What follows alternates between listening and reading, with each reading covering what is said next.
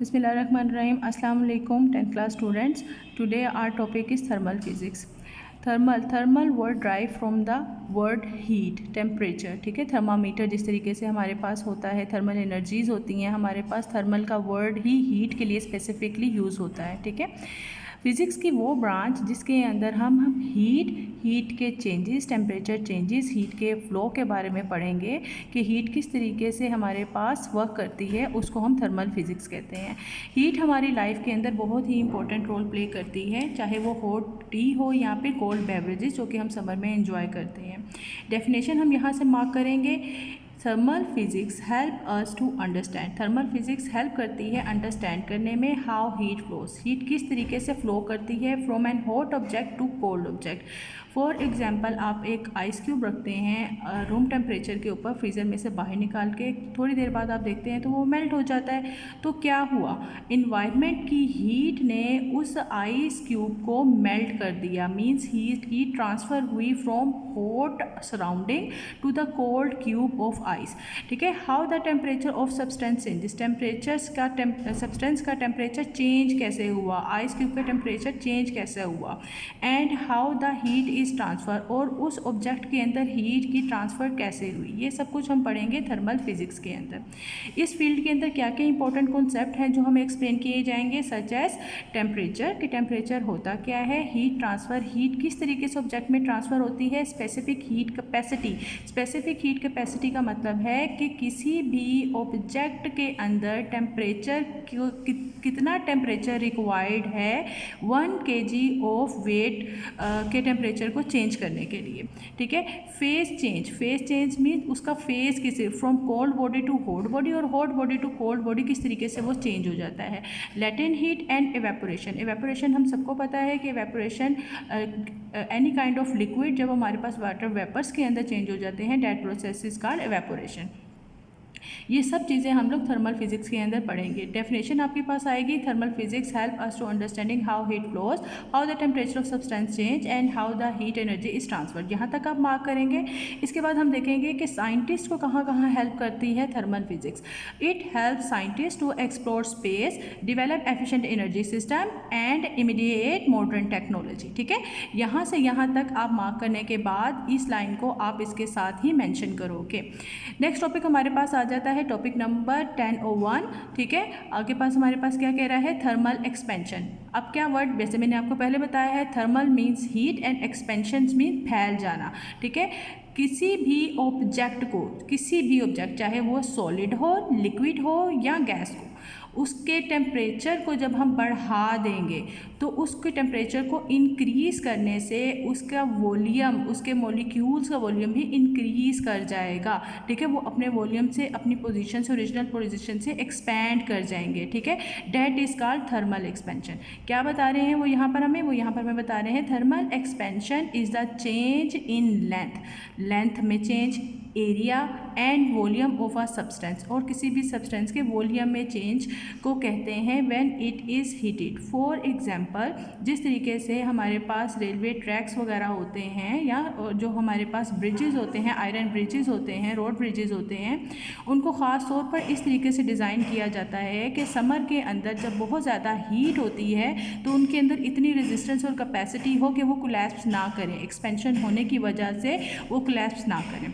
ठीक है, अब होता क्या है, ये आप समझ लें कि हमारे पास एक आयरन रोड है जिसको हम लोगों ने माइक्रोस्कोप की मदद से उसके एटम्स को विजुअलाइज कर रहे हैं. ठीक है, अब यहाँ पर क्या होता है हमारे पास कि जब हम इसके मॉलिक्यूल्स को हम देखते हैं तो ये अपनी ओरिजिनल स्टैंडर्ड पोजीशन के अंदर यहाँ पर सॉलिड के अंदर हमारे पास पड़े हुए हैं, लेकिन जैसे ही इसको हम हीट प्रोवाइड करते हैं, क्या प्रोवाइड करते हैं, हीट प्रोवाइड करते हैं, तो इसके मॉलिक्यूल्स, हर एक मॉलिक्यूल्स एनर्जी गेन कर लेता है. एनर्जी गेन मतलब हीट गेन कर लेता है. उससे क्या होता है कि रेड कलर शो कर रहा है हीट गेन को. ठीक है, हीट गेन करने की वजह से उसके मॉलिक्यूल्स एक्सपैंड कर दे. यहाँ पर आप एम्प्टी स्पेस देख रहे थे, अब यहाँ पर एम्प्टी स्पेस कहीं पर भी मौजूद नहीं है.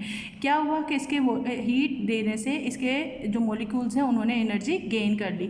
जो एनर्जी गेनिंग एनर्जी होती है उसको हम बोलते हैं काइनेटिक एनर्जी. ठीक है, इतनी बात समझ आती है. एज द टेम्परेचर राइजेस, जैसे ही हम किसी भी बॉडी का टेम्परेचर राइज करेंगे, the particle with in the substance, वो तमाम पार्टिकल्स जो उस बॉडी के अंदर मौजूद होंगे gain the more kinetic energy, उनको ज़्यादा काइनेटिक एनर्जी मिल गई। दिस कज दैम मूविंग फास्टर, उससे क्या होगा, मॉलिक्यूल्स बहुत तेज़ी के साथ मूव करना शुरू कर देंगे एंड स्प्रेड आउट और फैल जाएंगे, leading to the expansion of the material, और ये सब कुछ डिपेंड कर देगा उस मटेरियल के ऊपर, ठीक है, जो उसकी एक्सपेंशन को बढ़ा देगा।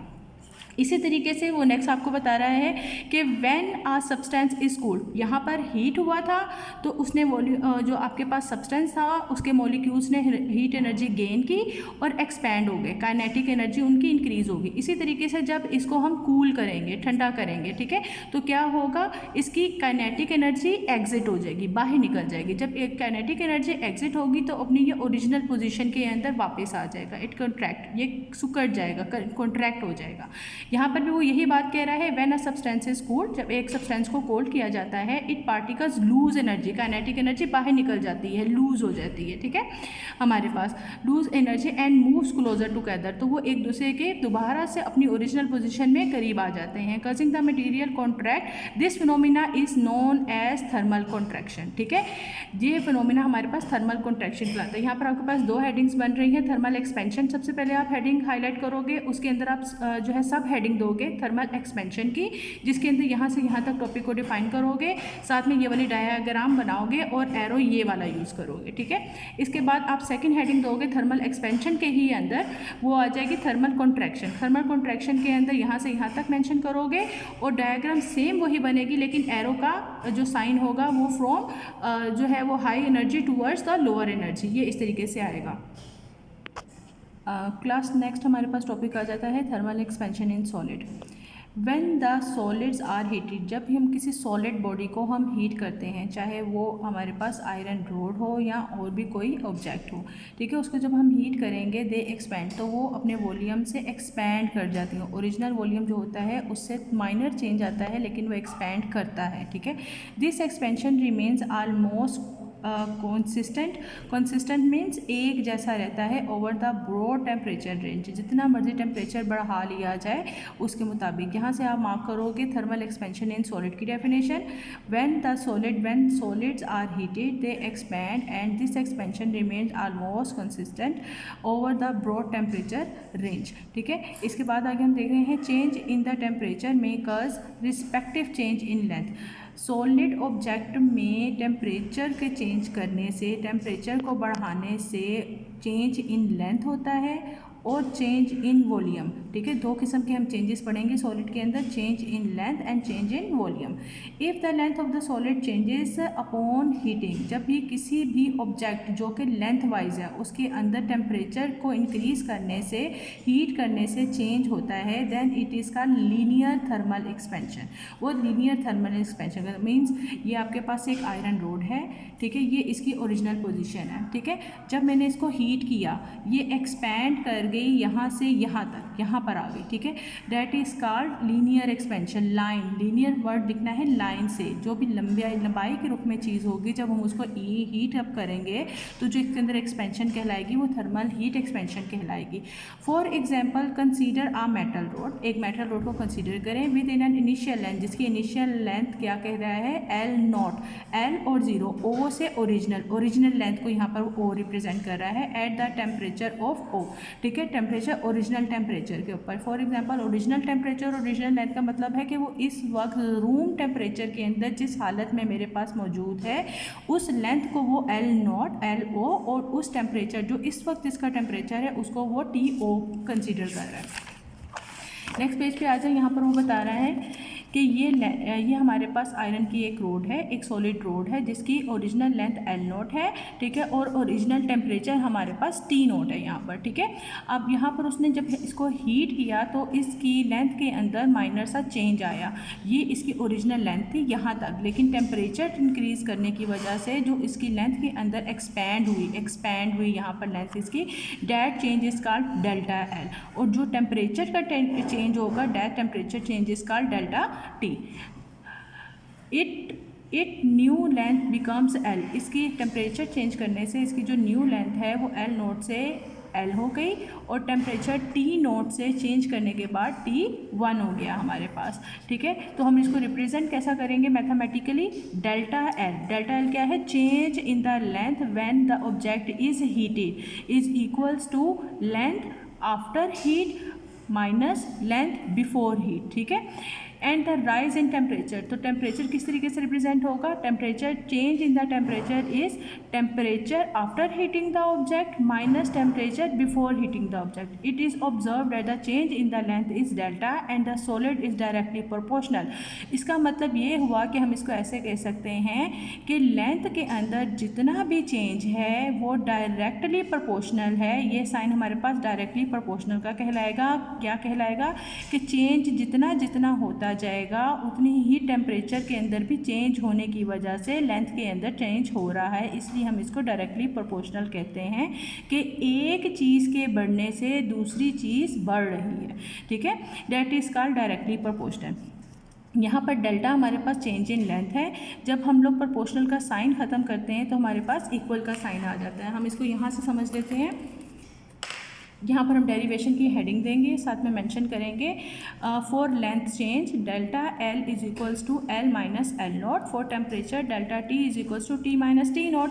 डेल्टा एल क्या है, change in length when the object is heated, वो डायरेक्टली प्रोपोर्शनल है आपके पास L not into delta T. L naught original length of the rod into change in temperature. जब हम लोग डायरेक्टली प्रोपोर्शनल का साइन लगाते हैं तो ये मैथमेटिक्स का रूल है कि जब इक्वल का साइन लगता है तो उसको बैलेंस करने के लिए एक कोफिशिएंट भी लगता है, ठीक है। तो कोफिशिएंट यहाँ पर हम लेंथ के लिए यूज़ करेंगे अल्फ़ा, ठीक है। तो जब इसको चेंज करेंगे हम तो delta L is equals to alpha L not into delta T हमारे पास आ जाएगा, ठीक है। अब यहाँ पर से हमारे पास दो इक्वेशन फॉर्म होंगी, ठीक है, एक ये और एक ये। एक इसकी ओरिजिनल लेंथ को फाइंड करने के लिए और दूसरा कोफिशिएंट की वैल्यू को फाइंड करने के लिए, क्योंकि इनसे दोनों से रिलेटेड हमारे पास आगे न्यूमेरिकल है, इसलिए इन दोनों की डेरिवेशन हमारे पास होनी चाहिए। अब यहाँ पर क्या था हमारे पास, delta L alpha L naught and delta T. Same equation मैंने उतार ली। यहाँ पर मुझे अल्फ़ा चाहिए, अल्फ़ा को मैं एक साइड पे रखूँगी, एल डेल्टा एल और ये इसके साथ मल्टीप्लाई में, आपको पता है मैथमेटिक्स का रूल, जो एक वैल्यू दूसरी वैल्यू के साथ जब मल्टीप्लाई हो रही होती है उसको इक्वल की दूसरी साइड पे जब हम ट्रांसफ़र करते हैं तो मल्टीप्लिकेशन चेंज हो जाए है डिवीजन के अंदर। यहाँ पर भी वही रूल अप्लाई हुआ है। अल्फ़ा के साथ यहाँ पर वैल्यूज़ मल्टीप्लाई हो रही थी, जब दूसरी साइड पर आएंगी तो डिवाइड हो जाएंगी, ठीक है। ये आपके पास इक्वेशन आ गई for finding coefficient of linear expansion, ठीक है। इसी तरीके से दूसरी इक्वेशन हमारे पास है delta L is equals to alpha L not into delta T, ठीक है। यहाँ पर डेल्टा एल क्या है, चेंज इन लेंथ, जैसे कि हमने पहले ऊपर बताया है कि delta L is equals to final length minus original length, ठीक है। अब यहाँ पर क्या लगेगा, मैं डेल्टा एल की जगह पर यहाँ पर मैं लगा दूंगी एल माइनस एल नोट, ठीक है, जैसे कि चेंज इन लेंथ है। बाकी डेरिवेशन जो है हमारे पास alpha L naught into delta T as it is आ गई। अब यहाँ पर क्या है, एल यहाँ पर भी है और एल नोट यहाँ पर भी है और एल नोट यहाँ पर भी है। मुझे फाइनल लेंथ चाहिए कि टेम्परेचर चेंज करने के बाद उसके अंदर फाइनल लेंथ क्या बन गई उसकी, कि मैंने पहले जब का टेम्परेचर जो था ओरिजिनल जो उसका टेम्परेचर था उसके ऊपर अगर वो 4 सेंटीमीटर थी और जब मैंने हीट अप किया तो हीट अप होने के बाद कितनी एक्सपैंड हुई है वो रोड, ठीक है, वो मुझे फाइंड करनी है। तो उसके लिए मैं एल को यहीं पर रहने दूंगी, एल नोट यहाँ पर नेगेटिव है, दूसरी साइड पर आएगा तो पॉजिटिव हो जाएगा। अब इक्वेशन के अंदर दो एल नोट मेरे पास यहाँ पर मुझे नज़र आ रहे हैं, एक ये और एक ये, दोनों कॉमन आ जाएंगे मेरे पास। तो अंदर इक्वेशन यहाँ से जब एल नोट कॉमन आएगा तो यहाँ पर इसकी जगह 1 बच जाएगा, और जब यहाँ से एल नोट कॉमन लगाऊंगी मैं तो यहाँ पर मेरे पास अल्फ़ा इंटू डेल्टा टी आ जाएगा, ठीक है। ये हमारे पास डेरिवेशन है लीनियर इक्वेशन की, ठीक है, कि लीनियर को भी सॉलिड लीनियर ऑब्जेक्ट है उसकी हम लोग किस तरीके से थर्मल इक्वेशन फाइंड करेंगे। सेम लाइक इसी तरीके से जब हम वॉल्यूम के अंदर जाएंगे तो वॉल्यूम के अंदर टेम्परेचर किस तरीके से चेंज होता है। तो वॉल्यूम आपको पता है कि जो लेंथ होती है वो हमारे पास 2D होती है और जो वॉल्यूम होता है हमारे पास 3D होता है, मतलब उसकी लेंथ हाइट और डेप्थ तीनों के अंदर चेंज आ रहा होता है। तो हम उसकी वॉल्यूम को फाइंड करने के लिए हम करेंगे कि जहाँ जहाँ पर सेम वही डेरिवेशन होगी, बस कहाँ चेंज आएगा, वहाँ पर लेंथ की जगह पर हमारे पास एल यूज़ हो रहा था, यहाँ पर वॉल्यूम के लिए हम लोग वी यूज़ करेंगे, बाकी सारी डेरिवेशन सेम है। वहाँ पर कोफिशिएंट हमारे पास अल्फ़ा यूज़ हो रहा था, यहाँ पर कोफिशिएंट बी यूज़ हो रहा होगा, मीन्स बीटा यूज़ हो रहा होगा। Change in volume is equals to final volume minus initial volume L V not temperature change T minus T not, ठीक है। जब हम लोग इसको V delta V is directly proportional to V not into delta T, V delta V is equals to, जब proportional का sign खत्म किया इक्वल का साइन लगाया तो एक कोफिशिएंट लगता है, that is called beta V not into delta T. यहाँ से हम लोग दो जो है एक कोफिशिएंट के लिए फाइंड करेंगे इक्वेशन और एक फाइनल वॉल्यूम को फाइंड करने के लिए कि टेम्परेचर देने से कितना वॉल्यूम चेंज हुआ उसको फाइंड करने के लिए। Beta is equal to delta V, beta is equals to delta V divided by V not into delta T for volumetric coefficient. Volume का कोफिशिएंट फाइंड करने के लिए हमारे पास ये फार्मूला है, और चेंज जो है फाइनल वॉल्यूम को फाइंड करने के लिए हमारे पास उसी तरीके से हम जानते हैं कि डेल्टा वी हमारे पास क्या था, delta V is equals to change in the volume after heating minus original volume of the object, ठीक है। यहाँ पर मैं डेल्टा वी की जगह पर मैं इस जो है फॉर्मेशन को मैं पुट कर दूँगी, is equals to beta V not into delta T. V मेरे पास एज इट इज़ यहाँ पर रहेगा, जबकि वी नोट मैं दूसरी तरफ ट्रांसफर कर दूंगी। वी नोट दोनों साइड्स पे कॉमन है, यहाँ से मैं वी नोट को कॉमन ले लूँगी तो यहाँ पर 1 बचेगा और यहाँ पर बीटा इंटू डेल्टा टी बचेगा, ठीक है। ये दोनों डेरिवेशंस आ गई। ये पूरी की पूरी डेफिनेशंस आपने हेडिंग दे के जो है वो कोफिशिएंट ऑफ फाइंडिंग जो है वो लेंथ और कोफिशिएंट ऑफ फाइंडिंग जो है आपके पास वॉल्यूमेट्रिक कोफिशिएंट्स और साथ में इनकी इक्वेशंस, ये पूरी डेरिवेशंस आपने अपने कॉपी पे लिखनी है। अच्छा, दूसरी तरफ आ जाते हैं कि लीनियर कोफिशिएंट क्या होता है। यहाँ पर here alpha is a linear coefficient for length, ठीक है। Expansion in the material, the value of alpha is the different from the solid. हर सॉलिड में कोफिशिएंट की वैल्यू डिफरेंट होगी, ठीक है। और यूनिट्स हम लोग कोफिशिएंट के लिए यूज़ करते हैं केल्विन -1, ठीक है। यहाँ पे ये यूनिट इसके इसने डिफाइन किए हुए हैं। एक जब आप कोफिशिएंट ऑफ लीनियर एक्सपेंशन की हेडिंग दोगे तो साथ में डेफिनेशन के साथ साथ आप उसके यूनिट की भी हेडिंग दोगे, और वहाँ पर आप मेंशन करोगे कि अल्फ़ा इज़ के माइनस रेज टू पावर -1, ठीक है।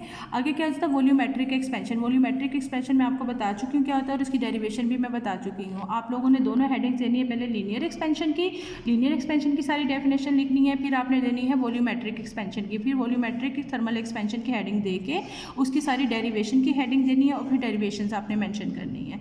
तो ये तमाम काम आप कोशिश करें कि कॉपीज़ पे करें और इसकी ज़्यादा से ज़्यादा प्रैक्टिस भी करें और इसको लर्न भी करें।